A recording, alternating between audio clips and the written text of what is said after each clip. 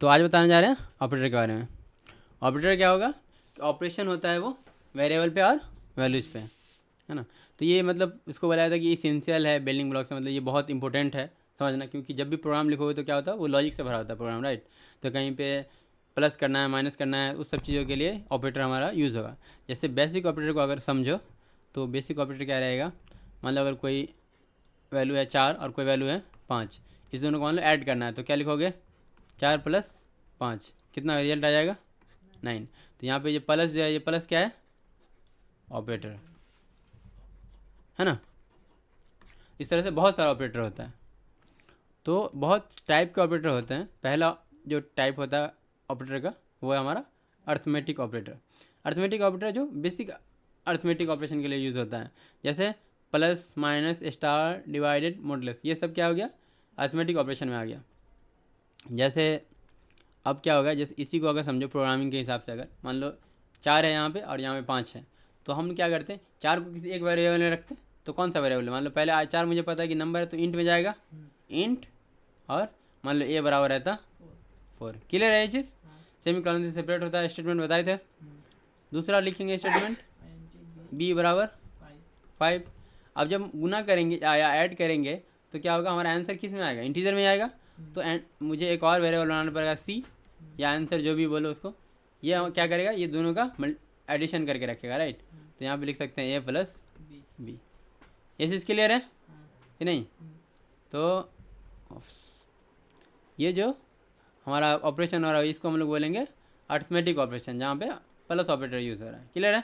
इस तरह से अगर डिवाइड करना होता है 4 और 5 को तो यहाँ पे डिवाइड यूज़ कर लेते हैं। मल्टीप्लाई के लिए यहाँ पे स्टार होता है प्रोग्रामिंग में, क्योंकि गुना जो गुना वाला कोई बटन नहीं है, देख रहे हो बट लैपटॉप में, तो यहाँ पे स्टार लिखाया था मल्टीप्लाई में। क्लियर। और मॉडुलस पता है, मॉडुलस क्या कहता है कि जो रिमाइंडर बचता है उसको, जैसे कि अगर एग्जांपल इसमें बात करो, मॉडुलस को समझ लो, क्योंकि मॉडुलस जो है बहुत ज़्यादा जरूरी है समझना, बहुत ज़्यादा काम आता है। मान के चलो मेरा एक वैल्यू है 12 और एक वैल्यू है 5, मान लो ये है और ये बी है। अगर हम ए मॉडुलस बी करेंगे तो क्या आएगा हमारा आंसर 2। 5 से कितने टाइम्स लगेगा, 2 टाइम्स, रिमाइंडर कितना बच जाएगा, 2, इसलिए 2 यहाँ पे आंसर आ जाएगा। तो मॉडुलस जो होता है वो रिमाइंडर देता है। क्लियर है ये चीज़।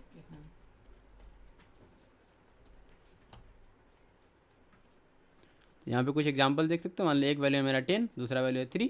अगर हम मॉडुलस इसमें मतलब एडिशनल ऑपरेटर यूज़ करना चाहते हैं तो a + b जो कि प्रिंट होगा हमारा 13, और a mod b जो कि प्रिंट होगा हमारा 1, क्योंकि 3 से 3 टाइम्स लगेगा और 1 बच जाएगा रिमाइंडर। क्लियर है ये चीज़। दूसरा ऑपरेटर है रिलेशनल ऑपरेटर, जिसको कंपेरिजन ऑपरेटर भी बोलते हैं, कंपेयर करने के लिए वैल्यू को। जैसे कंपेयर के लिए क्या क्या हो सकता है बताओ, जैसे अगर 2 वैल्यू दें तो क्या क्या लगता है, तुम क्या क्या कंपेयर हो सकता है। मान लो अगर एक वैल्यू है 4 और एक वैल्यू है 5, इसी की बात करते हैं, तो हम चेक कर सकते हैं क्या 4 < 5 है कि नहीं है। तो ये एक ऑपरेटर है। लेस देन इक्वल है कि नहीं है, दूसरा ऑपरेटर है। जैसे अगर 5 < 5 करेंगे तो ये क्या होगा, फॉल्स। लेकिन 5 < = 5 क्या होगा, ट्रू, क्योंकि लेस देन इक्वल, या तो लेस देन है या तो इक्वल है। तो लेस देन तो नहीं है बट इक्वल है ना दोनों, तो ये एक ऑपरेटर होगा। जैसे कि अगर 6 को चेक करना है 6 से, तो 6 = 6, ये इक्वल ऑपरेटर है। क्लियर है। तो यहाँ पे कुछ एग्जांपल देख सकते हो, इक्वल ऑपरेटर है ये नॉट इक्वल टू रहेगा। अगर चेक करना है कि 4 या 5 के बराबर नहीं है तो नॉट इक्वल यूज़ करेंगे। इस तरह से कोई दो वैल्यू मान लो ए और बी है, चेक करना है कि ए बराबर बी नहीं है तो उसके लिए इस तरह से लिख सकते हो। क्लियर। ग्रेटर देन है, ग्रेटर देन इक्वल है, लेस देन इक्वल है, ये सब है। एग्जाम्पल यहाँ पे ए बराबर 5 है, बी बराबर 10 है, यहाँ पे ए लेस देन बी अगर चेक कराए तो क्या आएगा, क्योंकि ए जो है लेस देन है बी है कि नहीं। समझ गया ये वाला ऑपरेटर, रिलेशन ऑपरेटर समझ गया। तीसरा ऑपरेटर होता है logical operator. Logical operator use करता है बुलियन वैल्यू को चेक करने के लिए, दो वैल्यू को चेक करने के लिए, दोनों ट्रू है या फिर दोनों फॉल्स है। जैसे एक्स अगर ट्रू है और वाई अगर फॉल्स है। यहाँ पे एंड ऑपरेटर, एंड मतलब कि दोनों ट्रू है, तो क्या देखो दोनों ट्रू मतलब दोनों, हाँ दोनों ट्रू है या नहीं है। तो यहाँ पे क्या होगा, एक ट्रू है एक फॉल्स है, तो ये क्या आ जाएगा, फॉल्स। नॉट भी यूज़ होता है इसमें। नॉट क्या करता है कि ट्रू को फॉल्स कर देता है, फॉल्स को ट्रू कर देता है। तो जैसे अगर एक्स बराबर, यहाँ पे देखो एक्स बराबर अगर ट्रू है तो अगर नॉट एक्स कर दोगे तो क्या बन जाएगा, ये फॉल्स। क्लियर है कि नहीं। अगर वाई बराबर फॉल्स है, यहाँ पे अगर नॉट वाई करेंगे तो क्या बन जाता है, ये ट्रू। क्लियर। फिर यहाँ पे ये भी है, लॉजिकल वाला भी है, तो ये वाला भी आगे देखेंगे यूज़, इसका किस तरह से यूज़ कर सकते हैं, ठीक है। बस अभी दो समझो, एंड है, और भी रहता है। तो और वाला में जो है सिंबल रहता है, और वाला यहाँ पे लिखना भूल गए, तो यहाँ पे देखें, और वाले के लिए इस तरह से यूज़ होता है, दो पाइप, इसको पाइप बोलते हैं। जैसे कि मान लो दोनों में से कोई एक ट्रू रहेगा, मान लो एक्स है, अगर कोई एक्स ट्रू है और वाई है, एक वाई फॉल्स है। अगर हम बोलेंगे एक्स और वाई, तो ये क्या देगा हमें, दोनों में से कोई एक ट्रू होगा तो ट्रू आ जाएगा, तो क्या आ जाएगा ये ट्रू, क्योंकि एक ट्रू है। अगर 5 ही वैल्यू रहेगी और रहेगा तो वैसे जनरली 2 ही में कंपेरिजन होता है, वैसे 2 से ज़्यादा नहीं होगा, तो 2 में कंपेरिजन इस तरह से हो जाएगा। मान के चलो अगर यहाँ पे दोनों फॉल्स रहता, ये भी फॉल्स रहता और ये भी फॉल्स रहता, तो क्या हो जाता हमारा फॉल्स, क्योंकि दोनों में से कोई भी ट्रू नहीं है, तो फॉल्स हो गया। क्लियर है ना ये चीज़। तो ये बुलियन मतलब ये वाला और वाला भी क्लियर हो गया। लॉजिकल और बोलते हैं उसको, लॉजिकल एंड है और लॉजिकल नॉट है। क्लियर है ना। अब यहाँ पे दूसरा ऑपरेटर की बात करते हैं, असाइनमेंट ऑपरेटर की। असाइनमेंट ऑपरेटर यूज़ होता है असाइन करने के लिए, वैल्यू को असाइन करने के लिए। जैसे अब जब डिक्लेयर करते कोई वेरिएबल, तो हम लोग देखे थे कि अगर डिक्लेयर करना चाहते तो क्या लिखो, मतलब एक्स डिक्लेयर करना चाहते तो INT x, ये डिक्लेयर हो गया, राइट। बट इसको हमको इनिशियलाइज भी करना होता है। जैसे x बराबर 10, कि x जो है वो 10 से इनिशियलाइज हो गया, तो ये इक्वल जो ये क्या हो गया, असाइनमेंट ऑपरेटर, क्योंकि ये वैल्यू हम असाइन कर दिया x में। तो जहाँ पे वैल्यू रखना होगा तो हम क्या यूज़ करेंगे, इक्वल। जैसे अगर y में रखना है मान लो 7, तो y इक्वल 7 रखेंगे, ऐसा तो नहीं कि y प्लस 7 रख देंगे, क्योंकि ये प्लस क्या है, ये अर्थमेटिक ऑपरेटर है, ये कैलकुलेशन के लिए यूज़ होगा। तो अगर वैल्यू असाइन करना है तो इक्वल यूज़ होगा। क्लियर है ना ये चीज़। और इक्वल में कई तरह से होता है। अब देखो प्लस इक्वल, ये शॉर्टकट है, शॉर्ट हैंड भी रहता है। अब प्लस इक्वल में क्या होगा, अगर मान के चलो ए है, ए बराबर मान लो 5 है, और अगर लिख दिया हम ए प्लस इक्वल 4, तो ये क्या हो जाएगा असल में कि ए को ए के साथ और 4 जोड़ दो, इसको जो है इसको इस हिसाब से लिखा जा सकता है कि ए बराबर ए प्लस 4,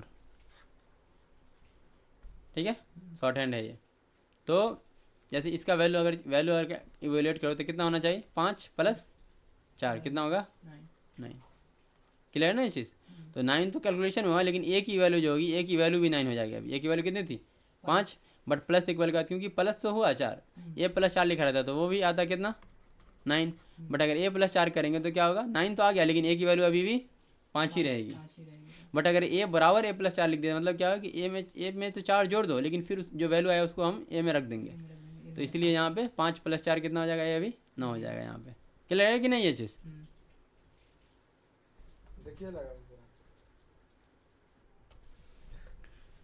तो समझ गए ना। तो यहाँ पे प्लस इक्वल रहेगा, अगर डिवाइड वाला रहेगा, मान लो ए डिवाइड बाय इक्वल 4 रहेगा, तो ये इसका वैल्यू कितना हो जाएगा, ये हो जाएगा 5 डिवाइड बाई 4, जितना आया कितना आएगा 1.25 है ना। अब ए की वैल्यू कितनी हो जाएगी यहाँ पे 1.25, क्योंकि वैल्यू कैलकुलेट करके क्या करेगा, ए में असाइन कर देगा। क्लियर है ना ये चीज़। तो वो असाइनमेंट ऑपरेटर है जो वैल्यू को चेंज कर देता है, वेरिएबल की वैल्यू को चेंज हो जाएगी। याद रखना हमेशा, जब भी असाइनमेंट ऑपरेटर आएगा तो उसकी वैल्यू मॉडिफाई हो जाएगी, चेंज। क्लियर। फिर ये यूनरी ऑपरेटर क्या होता है कि हमें ऐड करने के लिए होता है, वैल्यू ऐड करना है। तो इसमें जैसे कि यूनरी प्लस करना चाहते तो प्लस से माने से, अभी यहाँ पे प्लस प्लस का मतलब क्या होगा, ये शॉर्ट हैंड यूज होता है। अब देखो यहाँ पे अगर 4 है, ए बराबर 4 है, और अगर हम ए प्लस प्लस किए तो क्या होगा कि ए में एक वैल्यू ऐड कर दो, तो 4 में ए की वैल्यू कितना हो जाएगा 5, और ए की वैल्यू मॉडिफाई हो जाएगी। अब ए की वैल्यू कितनी हो जाएगी 5। क्लियर है ये चीज़। तो ये प्लस प्लस, अगर माइनस माइनस रहता तो क्या होता, ये घट जाता। तो यहाँ पे ए की वैल्यू कितनी हो जाएगी 3। तो ये सब, अब यहाँ वैल्यू भी चेंज हो रही है, ध्यान रखना तुमको, ऐसा नहीं कि खाली कैलकुलेट होगा 5 हो गया, वैल्यू भी एक ही चेंज हो गई। क्लियर है ना। तो ये हमारा यूनिट ऑपरेटर है। यहाँ पे नॉट वाला भी जो ऑपरेटर है, और तो बिट वाइज वाला, बिट वाइज का अलग से बताएंगे तुम लोग को। बिट वाइज में 2 वैल्यू को जो है बिट पे काम करता है वो। तो पहले तुम लोग को ये जो डेसिमल सिस्टम हम लोग पढ़ते हैं उसको बाइनरी सिस्टम में कन्वर्ट करना आना चाहिए। जैसे कि सारी चीज़ जो वैल्यू होती है ना हमारी, जितनी भी नंबरिकल वैल्यू होती है, मान लो 2 है तो 2 ऐसे लिखा जाता है 1 0। तो ये होता है हमारा, इसको क्या बोलते हैं, बाइनरी रिप्रेजेंटेशन, है ना। तो तुम लोग को इसके लिए बाइनरी नंबर सीखना पड़ेगा, तब जाके बिटवाइज सीखोगे। तो बिटवाइज के अलग से बता देंगे एक बार। तो क्लियर हो जाएगा। बिटवाइज में ये सब ऑपरेटर रहता है, ठीक है। तो इसमें एंड रहता है और रहता है, ये शिफ्ट रहता है, लेफ्ट शिफ्ट राइट शिफ्ट, है ना। फिर है टर्नरी ऑपरेटर। टर्नरी ऑपरेटर बोलता है कि ये शॉर्ट हैंड है इफ एल्स इंस्ट्रूमेंट के लिए, आगे इफ एल्स से बताएंगे तो क्लियर होगा। यहाँ पे बोलता है कि अगर ये कोई कंडीशन है ये, और अगर इस तरह से यूज़ करते हो, इसमें दो दो जो है वो यहाँ पे सिंबल है जो याद रखना, दो कैरेक्टर है, एक क्वेश्चन मार्क और एक कॉलन। तो क्वेश्चन मार्क और कॉलन में क्या होता है, अगर ये वाला कंडीशन ट्रू है तो ये वाला मतलब एग्जीक्यूट होगा स्टेटमेंट, और अगर ये वाला फॉल्स है तो ये वाला होगा एग्जीक्यूट स्टेटमेंट, ठीक है। जैसे एग्जांपल में देखो, ए 10 है और बी 20 है। अब यहाँ पे चेक कर रहा है ए ग्रेटर देन बी, तो क्या ए ग्रेटर देन बी है? तो यहाँ पे कौन सा स्टेटमेंट एग्जीक्यूट होगा? बी। अगर अगर सही रहता तो ए। क्लियर है ये चीज़? तो ये टर्नरी ऑपरेटर मेरा, क्लियर ना। जैसे अगर एक और बार पूछे तुमको कि मान के चलो यहाँ पे मान लो मेरा ए जो है वो 4 है मान लो, और बी जो है वो 5 है। अगर हम लिखेंगे वी मोड ए इक्वल 0, फिर हम लिखेंगे क्वेश्चन मार्क, यहाँ पे बोलेंगे कि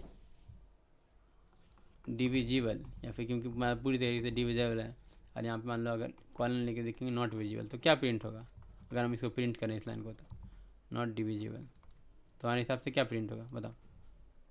यहाँ पे बी मोड ए इक्वल 0 लिखा हुआ, तो B8 है। हाँ B8 है और A4 है, क्या होगा इसका आंसर? डिविजिबल या नॉट डिविजिबल, क्या होगा? Not divisible. पहले ये बताओ कि ये क्या होगा, ये ट्रू होगा या फॉल्स होगा? फॉल्स होगा। बी मोड का मतलब क्या होता है?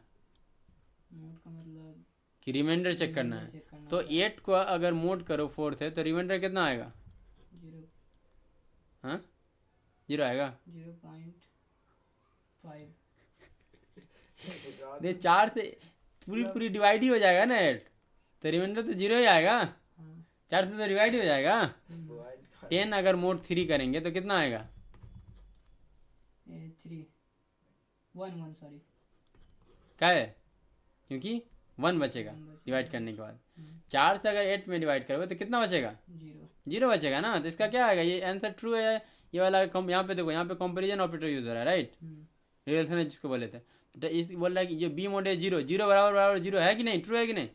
ट्रू है। तो ट्रू है तो कौन सा एग्जीक्यूट होगा? डिविजिबल, ये वाला पहला वाला। फॉल्स रहता तो ये वाला।